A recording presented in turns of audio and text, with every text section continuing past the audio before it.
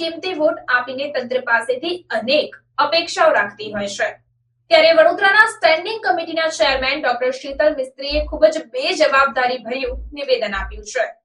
ત્યારે કહી શકાય કે સામાન્ય માણસ માટે જાય તો જાય કહાં તેવી પરિસ્થિતિનું નિર્માણ થયું છે। વડોદરા શહેરમાંથી પસાર થતી વિશ્વામિત્રી નદીમાં આવેલા ઐતિહાસિક પૂર અંગે વડોદરા કોર્પોરેશને હાર સ્વીકારી લીધી છે।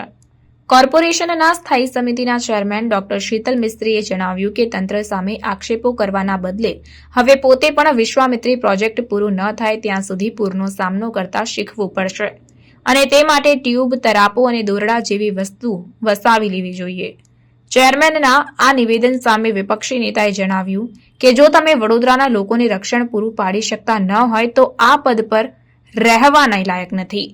સ્થાયી સમિતિના અધ્યક્ષ ડોક્ટર શીતલ મિસ્ત્રીએ પત્રકારો સાથેની વાતચીતમાં જણાવ્યું કે ક્લાઇમેટ ચેન્જના લીધે જ વરસાદ પડી રહ્યો છે। તેના માટે નાગરિકોએ તંત્ર પર આક્ષેપ કરવાના બદલે કેટલીક તૈયારીઓ રાખવી પડશે। ઘરમાં સેફ સ્ટે માટે ટ્યુબ રાખવી પડશે।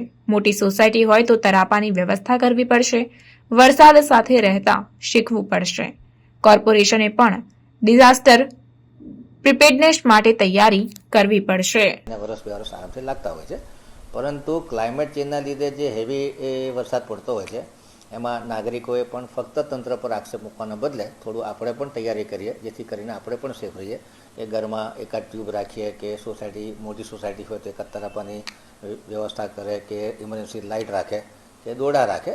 તો જ્યાં સુધી આ પ્રોજેક્ટ ન થાય ત્યાં સુધી આપણે પણ આ હેવી વરસાદ જોડે રહેતા શીખવું પડશે અને કોર્પોરેશને પણ ડિઝાસ્ટર પ્રિપેર્ડનેસ માટે તમામ તૈયારી કરવી પડે અને એના માટે અમે સૌ કટિબદ્ધ છે।